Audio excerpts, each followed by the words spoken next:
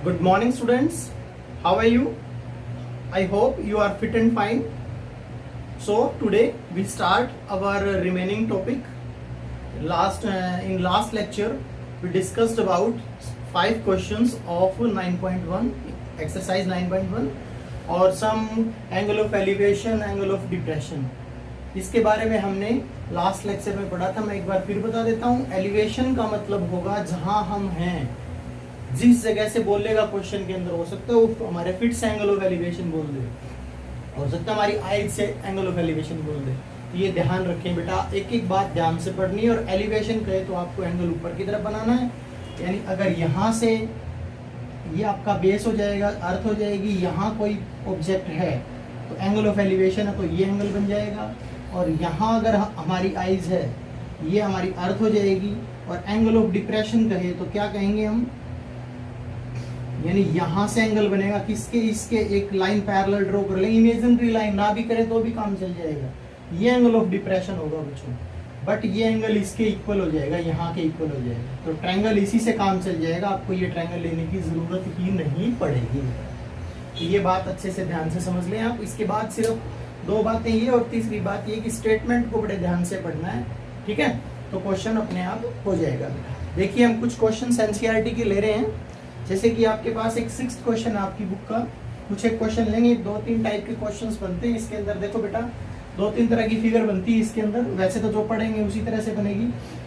यूं कह दे, मान लो कोई पोल है इस तरह का, अर्थ के ऊपर कोई 2 पॉइंट है, एक इधर है और एक इधर है. इन दोनों पॉइंट से अगर इसको हम देखते हैं, इस ऑब्जेक्ट को देखते हैं, तो ये दोनों एंगल क्या होंगे दे रखे हैं कि कितने कितने की डिग्री. इसमें एक बात ध्यान रखें बेटा, अगर वर्टिकल यानी पोल के ऊपर एक ही पॉइंट है और अर्थ के ऊपर 2 अलग अलग पॉइंट है, तो याद रहे जितना क्लोज आएंगे वो एंगल बड़ा होगा, जितना दूर जाएंगे वो एंगल छोटा होगा. कई बार बच्चे ऐसा कर देते हैं फिगर बनाते हुए कि इस एंगल को बड़ा ले लेते हैं और इसको छोटा ले लेते हैं. याद रहे जितना क्लोज हम आएंगे, अगर ये पॉइंट सेम है, याद रहे ये पॉइंट बिल्कुल सेम हो, इसको चेंज नहीं कर रहे हम. अगर यहाँ से यहाँ आ रहे हैं तो ये क्या होगा बेटा, एंगल दूर से जो पॉइंट बनेगा वो छोटा बनेगा. और ये तो आप खुद भी समझ सकते हो बेटा. देखो मैं अगर यहाँ से कोई चीज देख रहा हूँ, मुझे यहाँ देखना पड़ रहा है. अगर मैं थोड़ा और ऊपर चला जाऊंगा तो मेरी गर्दन और ऊपर हो जाएगी. यानी जितना आगे जाऊंगा एंगल बड़ा होता जाएगा. इसी का रिवर्स इस तरह का क्वेश्चन भी आ जाता है. यहाँ वर्टिकल जगह पर यहाँ पर 2 पॉइंट है आपके, नीचे की बजाय 2 पॉइंट दे देता है. ये अर्थ है आपकी. अब अगर आप अर्थ से ये 1 पॉइंट लेते हो नीचे इस बार हम 1 पॉइंट ले रहे हैं और ऊपर 2 पॉइंट है, तो ये बिल्कुल ही सिंपल सा है. आपको दिख रहा है ये एंगल छोटा है और ये बड़ा है. यहाँ तो डायरेक्ट दिखाई दे देगा आपको. यूं नहीं कि आपको क्रैमिंग नहीं करनी, आपको सिर्फ ये देखना है कि देखो बेटा ये छोटा एंगल दिख रहा है और ये इसी पॉइंट से ये बड़ा दिख रहा है, ये बड़ा एंगल हो जाएगा. तो ये 2 बातें बड़े इंपॉर्टेंट है, बड़े अच्छे से आपको ध्यान में रखनी है बेटा. ठीक है, तो हम अपना 6th क्वेश्चन ले रहे हैं. In 6th question we have, if 1.5 meter tall boy is standing at some distance from a 10 meter tall building. हमारे पास क्या कहता है बेटा, एक 1.5 मीटर टोल, ये मान लेते हैं कोई भी लड़का है जिसकी हाइट है 1.5 मीटर. ये कोई लड़का है 1.5 metre tall boy standing at some distance, ये खड़ा है तो मतलब वर्टिकल है ये लड़का. ठीक है, और ये आपकी अर्थ हो गई. कितनी दूरी पे खड़ा है, some distance from a 30 metre tall building. अब ये आपकी बिल्डिंग है कोई 30 मीटर, यानी इससे ज्यादा ये 30, ये बिल्डिंग है आपकी 30 मीटर और कुछ दूरी पे खड़ा है. यानी ये बिल्डिंग है और ये लड़का इस बिल्डिंग से दूरी पे खड़ा है. एक एक चीज बड़े आराम से समझे आप. The angle of elevation from his eyes, आप अपनी बुक निकाल लें बेटा, साथ साथ रीड करें मेरे. अब इसकी आईज कहाँ होगी, बिल्कुल यहाँ होगी बच्चों. और यहाँ से कौन सा एंगल हो रहा है, द एंगल ऑफ एलिवेशन, यानी यहाँ से कहाँ देखेगा, ये ऊपर देखेगा, नीचे की तरफ नहीं देखेगा. कहाँ देख रहा है, ये ऊपर देखेगा. बोला है इसने. हो सकता है एंगल ऑफ डिप्रेशन दे दे यहाँ से, हो सकता है लड़का इसके जमीन के बिल्कुल इसकी नींव की तरफ देखे, बेस को देखे, हो सकता है ये इसके टॉप को देखे, हो सकता है कहीं बीच में किसी पॉइंट पे देखे. डिपेंड करेगा क्वेश्चन पर. इस क्वेश्चन में क्या कहता है, एंगल ऑफ एलिवेशन, यानी ये ऊपर से ऊपर की तरफ देख रहा है, फ्रॉम हिज आई, अपनी आई से, to the top of the building, इसको देख रहा है, बिल्डिंग के टॉप को देख रहा है बेटा. ये आपकी बिल्डिंग है, इसके टॉप को देख रहे हैं, मान लीजिए ये ए पॉइंट है, यहाँ ये देख रहे हैं, तो ये एंगल बनेगा आपका। तो एंगल ऑफ एलिवेशन क्या होगा? क्या ये सारा एंगल होगा? नहीं, ये जो लाइन है आपकी, इसके पैरेलल एक लाइन ड्रॉ कर लो आप। मैंने बार बार बोला आपकी आइट से एक लाइन पैरेलल ड्रॉ करेंगे तो ये एंगल जो होगा ये एंगल ऑफ एलिवेशन होगा। और ये कितने डिग्री का दे रखा है? Increases 30 to 60 degree. कहता है पहले ये 30 डिग्री है और ये 30 से क्या हो जाएगा? चेंज होगा 60। तो बताइए कैसे चेंज होगा? ये लड़का यहाँ खड़ा है तो ये 30 डिग्री का एंगल है। अब ये लड़का अगर चल के यहाँ चला जाता है, यानी ये यहाँ चला जाता है बच्चों, ये लड़का यहाँ से यहाँ आ गया, अभी भी ये 1.5 मीटर का ही है। तो अब यहाँ इसकी आइज है, अब यहाँ से अगर ये इसको देखता है तो ये 30 से 60 पे चेंज हो जाता है बच्चों, यानी 30 से 60 पर चेंज हो जाता है। तो कहता क्या है हमें? As he walks towards the building, अगर वो बिल्डिंग की तरफ जाए, देखो ये बिल्डिंग की तरफ गया लड़का, तो ये एंगल 30 से 60 चेंज हो गए। तो आपको बताना है, आपको find the distance he walk towards the building. अब आपको ये बताना है कि बिल्डिंग की तरफ वो कितनी दूरी चला है, यानी ये पॉइंट आपको डिस्टेंस बताना है। क्या कहता है? Find the distance that he walk towards the building. ये कितना चला है? तो बड़ा आसान सा है। देखो बेटा, क्वेश्चन के स्टेप्स हैं। पहला स्टेप, स्टेटमेंट पढ़ के फिगर बनाना। अगर आपका फिगर बन गया तो 50% चांस ये हो गए कि आपका क्वेश्चन गलत नहीं होगा, यानी सही रहेगा बिल्कुल। इसके बाद आपको प्लान करना है ये क्वेश्चन। प्लान कैसे करते हैं? देखो बेटा, ये 1.5 है, ये भी 1.5। अगर लड़का बिल्डिंग के पास भी चला जाए, बिल्कुल पास में, तो ये भी क्या हो जाएगा बच्चों? 1.5 हो जाएगा। तो सोचिए टोटल अगर 30 है तो ये कितना रह जाएगा बच्चों? ये प्लानिंग का पार्ट है बच्चों, 28.5, 20, यानी लगभग 40% प्लानिंग में क्वेश्चन हो जाएगा। 10% आपको ड्राइव करके दिखाना है प्रैक्टिकली, 10% उसके चांस है कि वहां जाने के बाद क्वेश्चन गलत होगा। ठीक है, आप देखिए ध्यान से, ये 28.5 हो जाएगा। कितना हो जाएगा? 28.5। अब देखिए, अब क्या ये ट्रायंगल दिखाई दे रही है आपको? ए, इस पॉइंट को बी बोल देता हूँ, इसको सी बोल देता हूँ। क्या कल हमने आपको जो बताया उसमें ए बी सी एक राइट एंगल ट्रायंगल है, ये वर्टिकल है तो हमेशा 90 का होगा। तो आप मुझे बताइए, इस ट्रायंगल के अंदर ए बी आपके पास है तो क्या आप सी बी निकाल सकते हो? हमारी ट्रिग्नोमेट्री का यूज कर बिल्कुल निकाल सकते हैं बेटा, क्योंकि हमें एक साइड चाहिए तो दूसरी साइड अपने आप आ जाएगी, कोई निकाल दिया। अब दूसरी बात अगर हम करें, ए बी और डी बड़ी ट्रायंगल की बात करें, इसमें भी आपके पास ए बी है, तो क्या हम टोटल ये बी डी निकाल सकते हैं? बिल्कुल निकाल सकते हैं। अब देखो, हमने बी डी भी निकाल दिया और बी सी भी निकाल दिया, तो क्या दोनों को डिस्टेंस माइनस करेंगे तो क्या ये डिस्टेंस नहीं आ जाएगी आपके पास? ये सी डी आ जाएगी। सी डी का मतलब ये डिस्टेंस आ जाएगी, क्योंकि आई जितनी चलेगी उतना ही पैर चलेगा, सेम रहेगा। तो आपको C D distance find out करनी है। तो ये हमारी थी प्लानिंग बच्चों। अब प्लानिंग को ड्राइव करना है। देखिए हम क्या लिखेंगे? सबसे पहले इन ट्रायंगल ए बी सी, या आप एक बार बता दीजिए हेयर, सारी चीजें बता दो क्या क्या आपको दी गई हैं। हेयर, ये आप ई कह दो, ए ई आपने टोटल बिल्डिंग की हाइट 30 मीटर दे रखी है, और ये जो हाइट है आपकी डी एफ कह लो, या फिर सी एच कह लो, और या फिर बी ई कह लो। ये तीनों ही हाइट कितनी है बच्चों? आपके पास 1.5 है। तो सबसे पहले आप ए बी बता देंगे। यहाँ ए बी आ जाएगी, 30 में से आप 1.5 माइनस करो, 28.5 मीटर। ये डिस्टेंस आपने फाइंड। अब लिखो इन राइट एंगल ट्रायंगल, ये वर्ड जरूर लिखना है बेटा हमेशा। In right angle triangle A B C, आपको पता है ए बी 28.5 है, और आपको एक ये एंगल पता है, एंगल सी, जो कि एक्यूट एंगल है 60 डिग्री। 60 डिग्री। तो अब आप क्या करें? ए बी आपको पता है और बी सी आपको निकालना है। तो मैंने आपको बताया था, जो आपको निकालना हो बी सी वो न्यूमरेटर में, और जो आपको पता हो वो डिनोमिनेटर में। ये रूल बना लो अपने हाइट एंड डिस्टेंस वाले टॉपिक का। जो ट्रायंगल के अंदर जो साइड आपको निकालनी है वो न्यूमरेटर, और जो पता है वो डिनोमिनेटर। और साथ साथ अपने पंडित बद्री प्रसाद को याद करते हैं। ठीक है, अब देखो सबसे पहले बताओ, ये 60 डिग्री यहाँ पर एंगल है एक्यूट एंगल, तो ये बेस हुआ बच्चों, और ये हुआ परपेंडिकुलर। हाइपोटेन्यूज के बारे में किसी को डाउट ही नहीं। ये क्या हो गया बच्चों? Base by hypotenuse, base by perpendicular, sorry base by perpendicular क्या होता है, यानी पी बाई बी होता है 10, तो बी बाई पी क्या होता है, कोट होता है बच्चों, और एंगल वही लेंगे जो यहाँ दे रखा है 60 डिग्री। अब B C is equal to A B कितना है आपका 28.5, और कोट 60 क्या होता है, कोट 60 की वैल्यू सबको याद होनी चाहिए बच्चों, ये होता है tan 60 का उल्टा।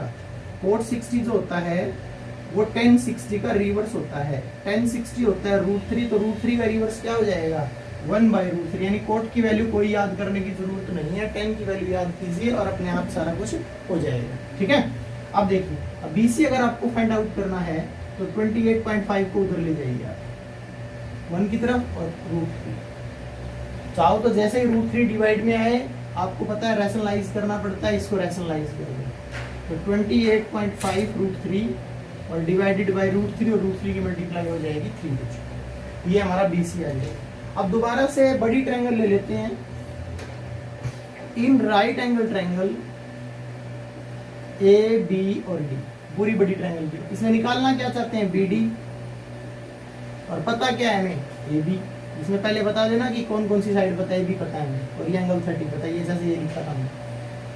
तो ये भी क्या होता है BD बाय AB, ये भी होता है कोट, क्या होता है कोट, और एंगल इस बार 30, तो कोट 30 डिग्री हो जाएगा। तो BD हमें नहीं पता, AB पता है 28.5, और कोट 30 होता है, कोट 30 किसी को याद नहीं होता, क्या करते हैं कोट 30 के लिए tan 30 याद करना पड़ता है, और tan 30 कितना होता है 1/√3, तो इसका उल्टा कितना हो जाएगा √3 हो जाएगा। तो BD हो जाएगा आपका 28.5 और इंटू में √3, ये वैल्यू हो जाएगी आपकी कितनी बच्चों BD। अब आपको करना क्या है बच्चों, इसके अंदर हमें दोनों के बीच की डिस्टेंस CD फाइंड आउट करनी है। कई बच्चे लगभग जो 99 मार्क्स इन बच्चों के आते हैं, वो यहाँ आके मैं बता रहा हूँ उन बच्चों को याद कर लें जो 99 पे टकते हैं हर बार, उनका नंबर यहाँ कटता है, वो सोचते हैं कि हमने दोनों साइड निकाल दी, क्वेश्चन खत्म। बट इसमें ये फाइंड आउट करना है CD क्या होता है, और CD क्या है यहाँ पर BD माइनस और BC। BD कितना था, BD था आपका 28.5 √3, और BC कितना था 28.5 √3 डिवाइडेड बाय 3। चाहो तो आप इसका एलसीएम ले लें 3, या फिर आप एक काम भी कर सकते हो, और BC दोनों में से सेम जो टर्म है वो कॉमन ले लो, अगर क्वेश्चन को इजी करना है तो ये यहाँ भी है टर्म और ये यहाँ भी है टर्म। यहाँ क्या बचेगा, कुछ भी नहीं, यानी 1, और यहाँ बचेगा 1/3, आप इसका एलसीएम ले लो, 3 1 3 -1, यानी 28.5 √3, और ये हो जाएगा 2/3, इसको सोल्व करेंगे, ये कैंसिल होता है, कर दो। √3 की वैल्यू अगर आपको पुट करनी है तो 1.73 बुक में जे भी रखी होती है, 2 डेसिमल तक तो ये होती है, और 3 तक लेनी है तो ये होती है। तो ये क्वेश्चन आपका आ जाएगा, बड़ा ही आसान सा क्वेश्चन है बेटा। तो आप एक बार अगर ये चीज समझ ना आई हो तो एक बार वीडियो को बैक करें और फिर से देखें बेटा, सारी चीजें अच्छे से समझ आ जाएंगी। मैं कुछ क्वेश्चंस और ले रहा हूँ बेटा, जो थोड़े से इस फिगर से अलग फिगर के हैं, ताकि आपको अच्छे से समझ आ जाए। देखिएगा, इसके बाद हमारे पास वन मोर क्वेश्चन, एक और क्वेश्चन है, दैट इज क्वेश्चन नंबर 8।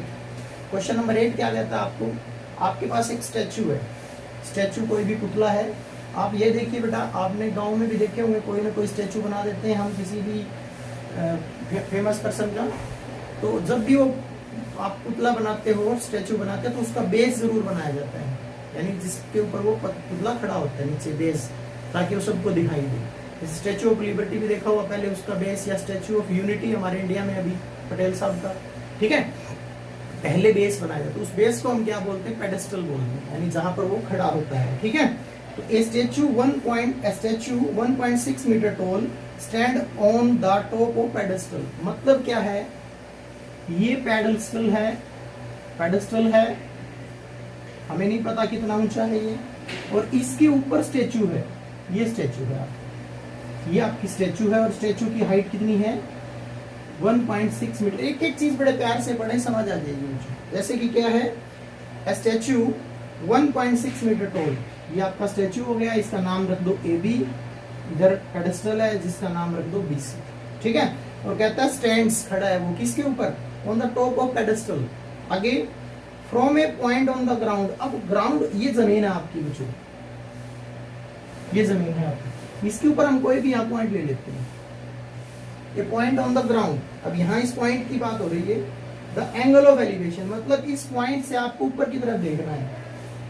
अब किसको देखना है, यहाँ दो तीन तरह से क्वेश्चन आ सकता है। ये कह सकता है टॉप ऑफ स्टेचू को देखना है, सॉरी टॉप ऑफ पेडेस्टल को देखना है, पेडेस्टल का ये टॉप है यहाँ देख सकता है, या यूं कह सकता है टॉप ऑफ स्टेचू को देखना है यहाँ कह सकता है। एक बात और भी कह सकता है, बॉटम ऑफ द स्टेचू कह सकता है। अब स्टेचू, ये स्टेचू का बॉटम कहाँ होगा, स्टेचू का बॉटम यहाँ हो जाएगा, तो इसको भी कह सकते हैं टॉप ऑफ पेडेस्टल, पेडेस्टल का टॉप और स्टेचू का बॉटम एक ही पॉइंट है, कंफ्यूज ना हो, ठीक है।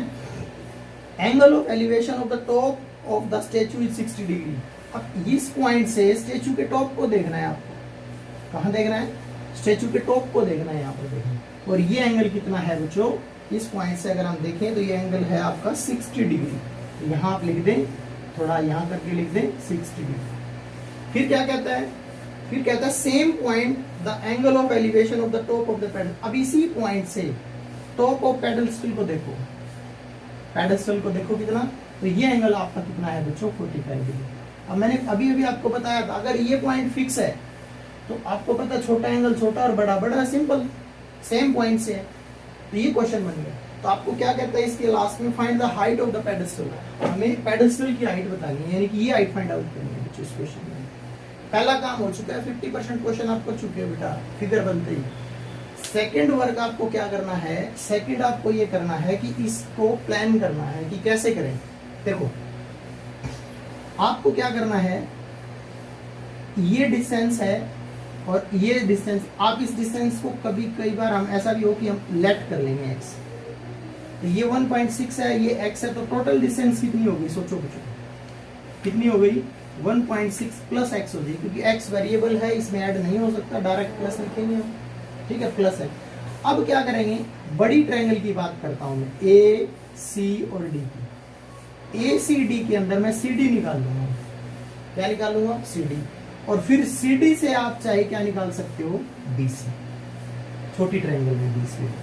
First of all in A C D triangle, A C D triangle में ये पता है ना आपको 1.6 प्लस एक्स टोटल, इससे निकल जाएगा सी डी, और सी डी से क्या निकल सकते हो बी से निकाल सकते हो, या एक काम और भी कर सकते हो, अल्टरनेट भी है इसमें। ये जो टोटल डिस्टेंस है AC, इससे हम CD निकाल लेते हैं। अब ये BC कितना है x, इससे दोबारा CD निकाल लें, दोनों केस में CD क्या आएगा सेम आएगा, दोनों को इक्वल रख देंगे। देखिए कैसे हम लिखेंगे, इन राइट एंगल ट्रायंगल, इन right angle triangle ACD, ACD की बात करें तो CD निकाल लेते हैं, पता क्या है AC, तो वही base divided by, base divided by क्या परपेंडिकुलर, क्या होता है कोट, और अगर पूरी बड़ी ट्रायंगल ले रखी है तो एंगल 60, तो CD AC कितना है 1.6 प्लस x, और कोट 60 अभी अभी बताया था 1/√3 होता है, तो CD की वैल्यू आ जाएगी 1.6 प्लस x बाय √3। चाहो तो रैशनलाइज कर लो या एक बार पढ़ा रहने दो, बाद में कर लेंगे। सेकंड पोर्शन में क्या करेंगे हम, छोटी ट्रायंगल, इन राइट एंगल ट्रायंगल BCD की बात करें तो इसमें क्या होगा, पता क्या है हमें, CD निकालना चाहते हैं इसमें, फिर से दोनों में CD निकाल लो, और इसमें क्या है BC, CD बाय BC क्या हो जाएगा, CD मतलब क्या बेस और ये परपेंडिकुलर, वही कोट, और एंगल कितना है इस बार छोटी में 45 का, 45 सब भी एंगल आएगा, यूं मान लेना आपके लिए बड़ी आसानी होगी। CD नहीं पता, CD नहीं पता हमें, और BC कितना है x, और कोट 45 सबको पता है, tan 45 कोट 45 क्या होता है 1 होता है, तो यहाँ से CD की वैल्यू क्या आ जाएगी बच्चों x आ जाएगी। देखो बच्चों ध्यान से दोनों कंडीशंस देखिए, दोनों में हमने किसकी वैल्यू निकाल दी CD, यहाँ भी लेफ्ट साइड में CD, यहाँ भी लेफ्ट में CD, तो दोनों राइट भी क्या हो जाएंगी, जब दोनों लेफ्ट एक जैसी दिख रही है तो राइट भी क्या हो जाएगी, तो इसको 1 नंबर इक्वेशन नाम दे दें, इसको 2 नंबर, और लिखें फ्रॉम 1 and 2, फ्रॉम 1 and 2। तो फर्स्ट में क्या है 1.6 प्लस x डिवाइडेड बाय √3, और सेकंड में क्या है ओनली x, इसकी डिवाइड में कुछ नहीं है तो 1 क्रॉस मल्टीप्लाई कर दो, 1.6 plus x is equal to √3x, बस थोड़ा सा और रह गया 1.6 x एक तरफ कर लो क्योंकि हमें x निकालना है, x इधर प्लस का, उधर जाके किसका हो जाएगा, माइनस का। बच्चे ऑलमोस्ट यहाँ आके गलती कर देते हैं, दोनों में से x कॉमन ले लो, यहाँ बचेगा √3 और यहाँ बचेगा -2। तो x की वैल्यू क्या आ जाएगी बच्चों, 1.6। ये यहाँ से आप इधर डिवाइड में कर दो, क्योंकि मल्टीप्लाई में ये आपका आंसर आ गया बच्चों। बट अगर आप चाहें तो मैथमेटिक्स में आपको पता है, जब भी रैशनल इरेशनल नंबर डिनोमिनेटर में है तो हम इसका क्या कर देते हैं, रैशनलाइज कर देते हैं। तो आप चाहो तो इसका क्या कर सकते हो बच्चों, रैशनलाइज कर सकते हो इस तरह से। ये x की वैल्यू है, तो आप इसको कैलकुलेट करें तो आपका आंसर आ जाएगा बच्चों। ये भी इस तरह का क्वेश्चन है बच्चों। एक क्वेश्चन और लेता हूँ बच्चों मैं, इसके बाद अगर कोई रिपीट करना हो इसमें तो आप वीडियो को बैक करके देख ले बेटा, और फिर भी कोई दिक्कत क्लियर नहीं होती है, डाउट, तो आप मेरे से कॉल करें। एक क्वेश्चन और है, थोड़ा सा डिफरेंट है इनसे। जैसे कि आपका 10th क्वेश्चन है। क्वेश्चन है बच्चों, दो पोल्स हैं हमारे, दोनों की हाइट देखो, ये पोल एक है और एक ये पोल है। तो दोनों के दोनों कहाँ लगे हुए हैं, अर्थ के ऊपर लगे होते हैं। और इस बार दोनों की हाइट क्या है, बिल्कुल इसकी हाइट AB है, इसकी हाइट CD है। दोनों की हाइट क्या है, सेम है बच्चों। इसके बाद हमें क्या कहता है, the angle of elevation, sorry, two poles of equal heights are standing opposite each other on either side of the road. Road के एक इस तरफ खड़ा है, एक रोड की इस तरफ, दोनों इधर उधर खड़े हैं बच्चों। इसके बाद आगे कहता है आपको, विच इज 80 मीटर वाइड। कौन, आपका जो रोड है वो 80 मीटर चौड़ा है बच्चों, 80 मीटर वाइड है। तो इसमें भी आप क्या करेंगे आगे, from a point between them on the ground. अब ग्राउंड के ये 80 मीटर है, यहाँ कहीं भी एक पॉइंट ले लो। बिटवीन का मतलब क्या होता है, एक तो मतलब होता है बच्चों, एक ये बात होती है मिड पॉइंट पर अगर खड़ा हो, अगर यहाँ से आपको डिस्टेंस देखनी है तो सबको पता है 40-40 हो जाए। बट इसने ये कहा है B से D तक कहीं भी, यहाँ मान लीजिए आप ये E पॉइंट मान लेते हैं, यहाँ मान लीजिए आपका क्या है, ये 80 मीटर थी। इस रोड के बीच में यहाँ से लेकर यहाँ तक कहीं भी एक पॉइंट है, यहाँ से हमें क्या कहाँ देखना है, ऊपर की तरफ देखना है, क्योंकि इसने क्या बोला है, and the angle of elevation, angle of elevation ऊपर की तरफ देखना है। ऑफ द टॉप, किसको देखना है, टॉप को देखना है, इसके और उसके दोनों के टॉप को। Top of the tower, find the point between them, the angle of elevation of top of the pole are 30 and 60। यानी यहां से अगर हम देखें तो इधर का 60 डिग्री का है, जिसकी तरफ नजदीक होगा पॉइंट वो एंगल बड़ा, और जिसकी तरफ दूर पॉइंट होगा वो एंगल छोटा। एक 60 का और एक 30 का है, ठीक है। आगे कहता है, find the height of the poles and distance of the point from the poles. एक तो आपको इन पोल की हाइट बतानी है बच्चों, ये हाइट और ये हाइट। फिर उसके बाद इसकी लोकेशन भी बतानी है कि ये B से कितनी दूरी पर है, D से कितनी दूरी पर। तो बड़ा आसान सा क्वेश्चन है। आप ऐसे क्वेश्चंस में क्या करो, इस एक डिस्टेंस को क्या कर लो, लेट कर लो, लेट BE को आप लेट कर लो x लेट करो। तो टोटल अगर 80 है तो ये डिस्टेंस CD कितनी हो जाएगी, 80 से ये माइनस कर दो तो 80 माइनस x। बड़ा आसान है। एक ये ट्रायंगल है, इसमें आप AB फाइंड आउट कर लो। In right angle triangle ABE, इस ट्रायंगल के अंदर AB फाइंड आउट कर लो। पता क्या है, BE क्या होता है, परपेंडिकुलर बाय बेस 10 और एंगल है 60 डिग्री का, तो √3। AB बाय x 10 60 √3, तो AB की वैल्यू आ जाएगी √3x। देखिए बच्चों, हमने एक पोल की हाइट फाइंड आउट कर दी है और वो है आपकी √3x। ये हमारी फर्स्ट इक्वेशन हो जाएगी। सेम इसी प्रोसेस से चलो CDE ट्रायंगल के अंदर। इन राइट एंगल ट्रायंगल CDE की बात करें हम, तो इसमें भी हम CD फाइंड आउट करना चाहते हैं। पता क्या है हमें, ED, और ये भी क्या होता है, परपेंडिकुलर बाय बेस 10 और एंगल कितना है इस बार 30। CD नहीं पता, ED कितना है आपका 80 माइनस x, और tan 30 क्या होता है सबको पता है, √1/√3। तो CD की वैल्यू क्या आ जाएगी, 80 माइनस x/√3। ये आपकी CD आ गई दूसरी बार। ये आपकी 2 नंबर इक्वेशन। अब वही सेम फ्रॉम 1 and 2 लिखो, फ्रॉम 1 and 2। तो इसके अंदर क्या होगा बच्चों, फर्स्ट वैल्यू आई है √3x, इसमें √3x आई थी AB की वैल्यू, और इधर से सी डी की वैल्यू आई थी 80 माइनस। अब इन दोनों को इक्वल क्यों ले लिया हमने, यहाँ तो इक्वल नहीं दिख रहा, इधर ए बी है लेफ्ट में और इधर सी डी है, because both poles are equal. और इसके रीजन में पीछे लिख देंगे because both poles are equal.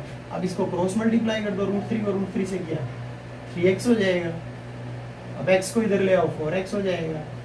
x कितना हो जाएगा 24 को इधर डिवाइड करो, यानी ये डिस्टेंस 20 आ गई और ये 20 है, कितना आ गया 60, ये निकाल दिया आपने। अब आपको पोल की हाइट क्या है ए बी, क्या होगा पोल की हाइट हमने कितनी ली हुई है √3x, √3x, x की वैल्यू कितनी आई है 20 मल्टीप्लाई 20 √3 इज द आंसर। चाहो तो √3 की वैल्यू पुट कर दो, ये मीटर वगैरह लिख दिया करो बच्चों।